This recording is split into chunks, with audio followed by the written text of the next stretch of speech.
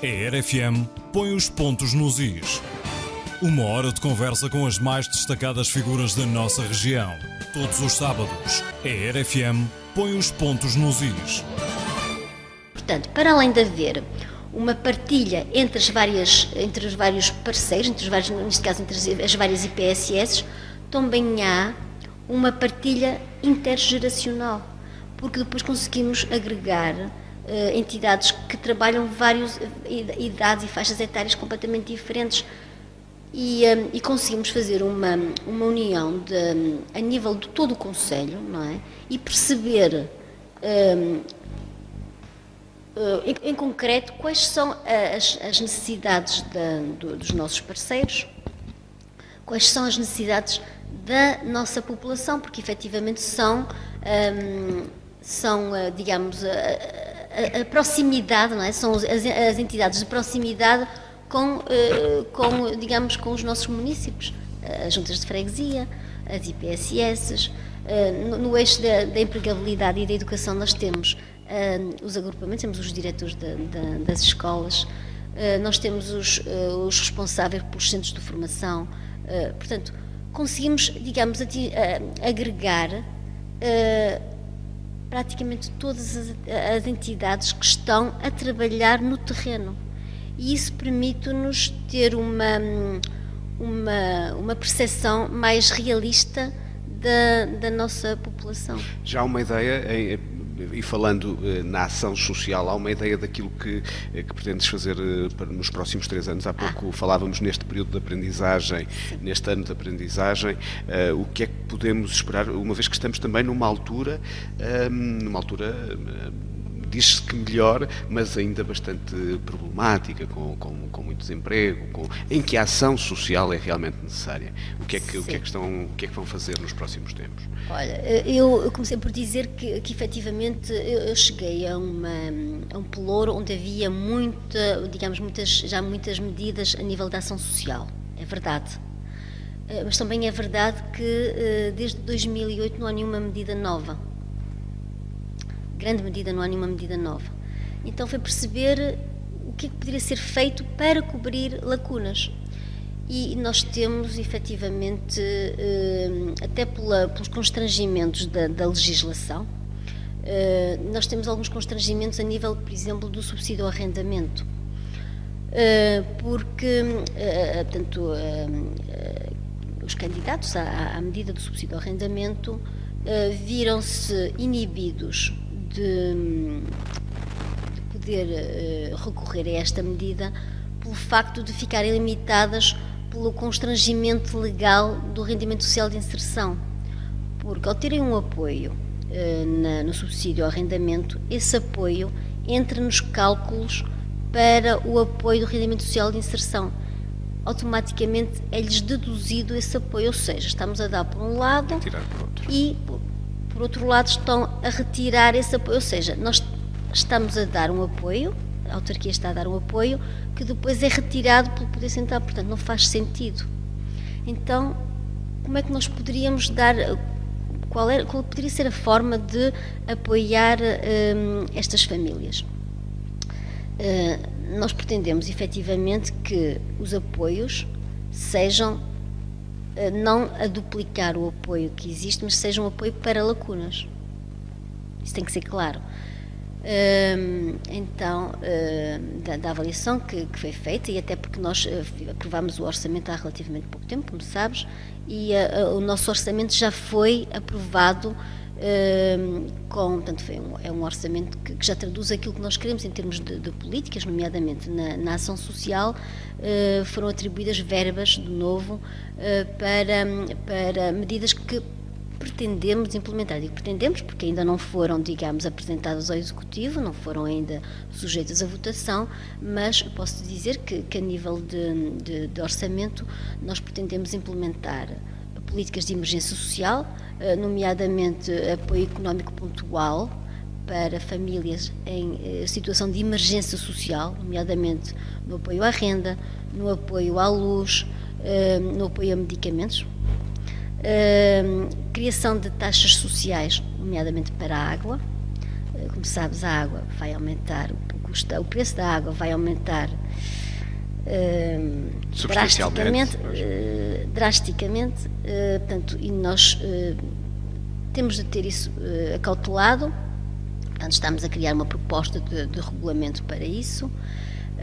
A nível do apoio habitacional, nós pretendemos efetivamente poder implementar políticas que nos permitam, para famílias vulneráveis, carenciadas social e economicamente, fazer pequenas intervenções nas suas habitações, na habitação própria. Neste momento, nós não temos nenhuma ferramenta legal para poder intervir numa habitação própria.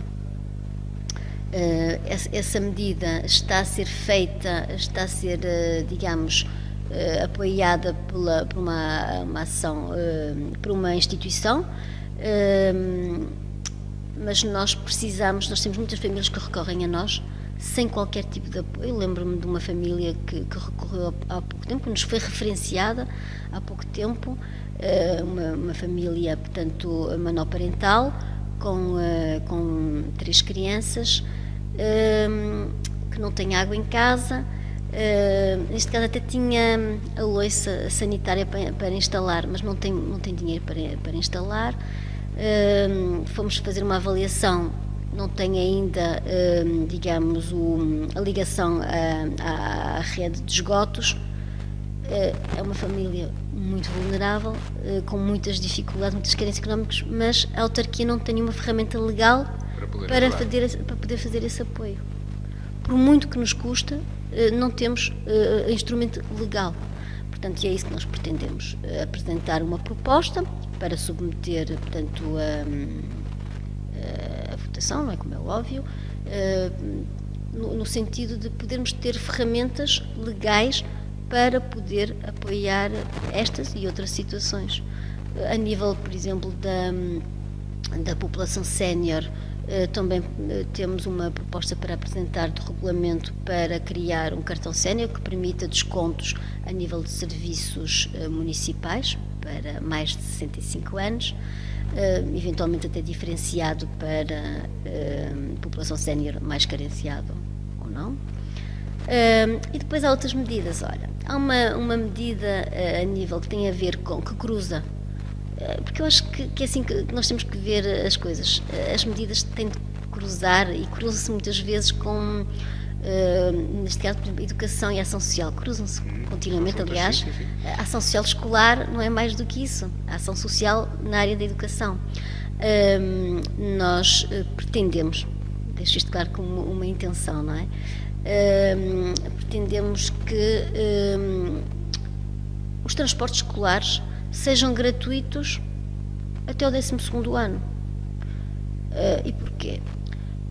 Neste momento, em termos de legislação, porque a legislação do Ministério da Educação não acompanhou a obrigatoriedade do ensino. Como sabes, o ensino é obrigatório até o 12º ano. No entanto, o transporte escolar só é gratuito até o 9º ano. A autarquia já tem, neste momento já tinha, portanto, já tinha adotado uma medida de apoiar o secundário a 100% no escalão A, 75% no escalão B e 50%, que é aquilo que diz a lei, no escalão C. Ora, na nossa análise, achamos que se o ensino é obrigatório até o 12º ano, se o transporte escolar é gratuito até ao 9º, porque é que não é gratuito na totalidade até o 12º ano? Não é? Portanto, essa é uma das medidas que nós pretendemos apresentar como proposta. Portanto, que o 100% seja extensível a todos os meninos, porque aqui não é uma questão de escalão, porque até o 9º ano também não é uma questão de escalão. Todos os meninos usufruem de gratuitidade do transporte escolar. Então, se o ensino é obrigatório até o 12º ano, transporte deve ser gratuito até o 12º ano.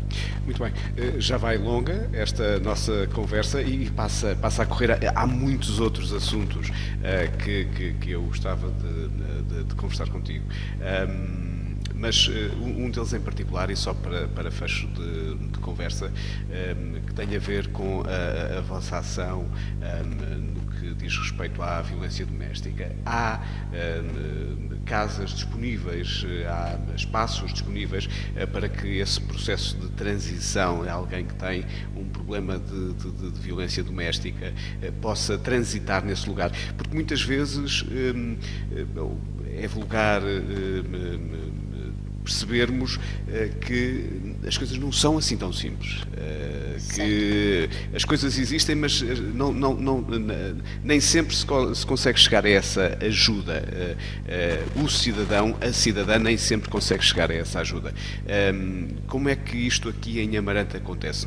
Eu tive o prazer, o privilégio de ser a voz da campanha, lembro-me que no dia em que gravei o primeiro promocional, até ao dia em que foi celebrado o Dia Internacional contra a Violência Doméstica, morreram mais 4 ou 5 pessoas. Já morreram mais. Portanto, é um tema que é premente e que é diário. Portanto, é uma resposta que é urgente dar. Como é que o Concelho de Amarante está neste momento a esse nível? Olha, já havia um trabalho muito bom feito nesta área. Nós temos várias respostas, nomeadamente o Gabinete de Apoio à Vítima de Violência Doméstica, que funciona na Casa da Juventude, é dinamizado por técnicas da autarquia. Nós temos uma resposta, como falaste, de transição, que são os apartamentos protegidos de transição, para vítimas de violência doméstica em situação de emergência, em que é necessário, de forma emergente, retirá-los da sua habitação, exatamente, porque está em risco a sua integridade física e psicológica. São apartamentos não identificados, que estão, portanto, sob a tutela e são propriedade da autarquia, mas que estão devidamente articulados com a GNR. Portanto, em qualquer momento, inclusive a GNR tem chave dos apartamentos. Se for necessário, por exemplo, durante a noite, numa situação de emergência, ou colocar uma vítima, tem essa autonomia. Portanto, digamos que é uma medida da autarquia, mas que é partilhada com as autoridades, exatamente. Temos tido, digamos, uma taxa de ocupação elevada dos apartamentos. Felizmente não temos casos registados, pelo menos nestes últimos anos, de morte por violência doméstica. É óbvio que não é suficiente. É necessário dar continuidade a estes projetos. É isso que a autarquia se propõe fazer. As respostas que existem atualmente a nível tanto do apoio psicológico vão continuar a ser feitas, e o trabalho que é feito diariamente com as vítimas e com todas, tanto as famílias ou os potenciais, digamos, famílias de risco, continuarão a ser apoiados em termos psicológicos, e a resposta dos apartamentos protegidos continuará a ser uma prioridade do município. Doutora Lucinda Fonseca, da Casa dos Avós no Lamaceiro, em Telões, até à variação na Câmara Municipal de Amarante, com a ação social e com educação. Faltava-me agora o termo. Agradeço o facto de teres aceito o convite. Obrigada, João. Fica a promessa de voltarmos a conversar sobre estes e outros temas no futuro próximo, e que este ano de 2015, uma vez que estamos ainda em início de ano, seja a concretização de todos os projetos, não só pessoais como profissionais, na tua vida pessoal e profissional, claro. Obrigada, João. Aproveito para dizer que esses foram os meus votos para 2015, foi a concretização de projetos pessoais e profissionais, portanto, obrigada. Muito obrigado. Fica por aqui este Pontos nos Is. Para a semana voltamos com pessoas que importa ouvir aqui nas emissões da RFM, no Notícias do Tâmega E também na RFM TV. Até para a semana.